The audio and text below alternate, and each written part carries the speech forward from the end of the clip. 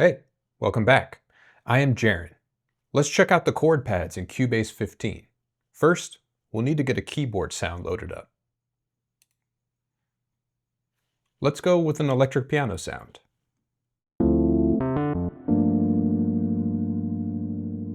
There we go. Now, if this is the point where you usually hit a speed bump because your keyboard skills or chord knowledge are still in development, then chord pads is going to become a fast friend. Let's load up a chord pad preset. I contributed a collection of chord pad presets to Cubase 15, and this one, Velvet Tines, is one of my favorites. Let's explore this one. To get full chords, all we have to do is play single notes on the keyboard in the range of the preset, which is down here starting on C1 and extending into C2.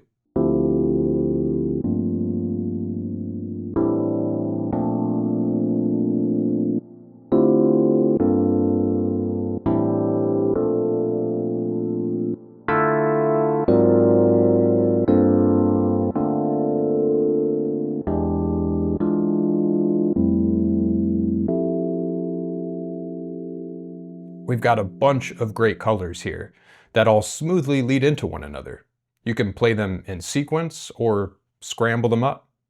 I am in a less is more kind of mood, so I'm going to build an idea with just these first four chords.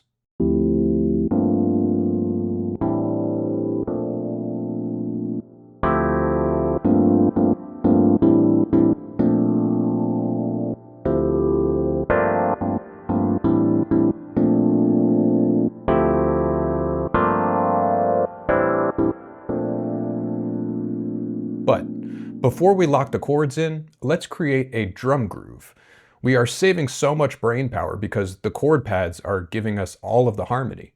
So let's use that extra brain power on doing something unusual with the drums. Let's create a beat in 7/8. Instead of 8 eighth notes per bar, we'll only have 7. This is an odd time signature, and it immediately throws a wrench in the spokes of the music. But figuring out a way to still make it sound organic is the fun of odd time signatures. Let's get a drum kit loaded up.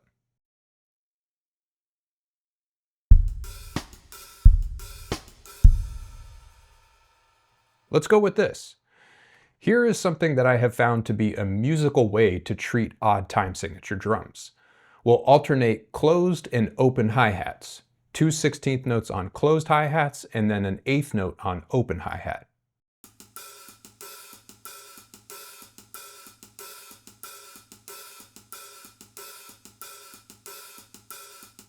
This is a classic way of keeping time on the hi-hats, but because we are missing an eighth note from each of our bars, this pattern that takes up a total space of 1/4 note gets displaced every bar. For the first bar, it is where we might organically feel it, with the open hi-hat on the offbeat or on the eighth note in between each beat. But when we get to the second bar, after only 7 eighth notes, the open hi-hats now fall on the beat, right on the quarter notes. This same cycle repeats for bars 3 and 4. To give the groove an anchor, let's put our snares on the backbeats, beats 2 and 4. Check out how this sounds.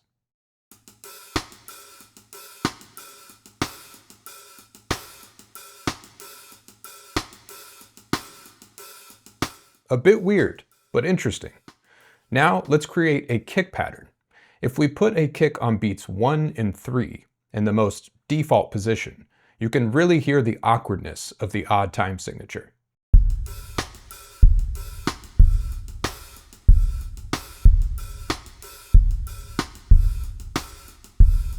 But if we shift these kick drums around and hide the awkwardness of the 7/8 time signature by cloaking the kick drum in some dance moves, we can get a pattern that grooves while feeling like a musical Rubik's Cube.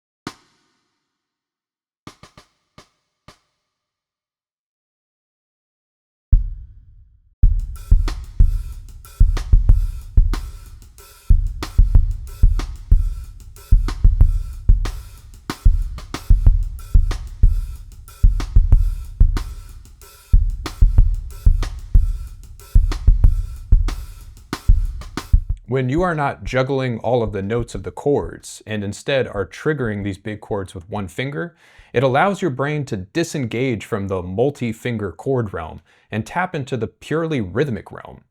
I'm going to allow my ears to zoom into the kick drum of the drum pattern and use that as the rhythmic anchor for my chords.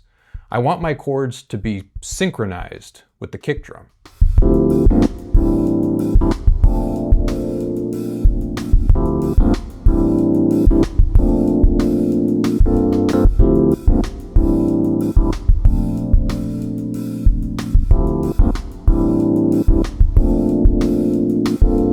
The chord pads in Cubase 15 are a great feature because not only does it allow you to play chords with a simple one-key trigger, but when you record it, it paints the full chords MIDI into the clip. Now that we have our chords and a drum pattern, we are ready to add a bass and melody into the track. And that is exactly what we'll do in the next video. See you there.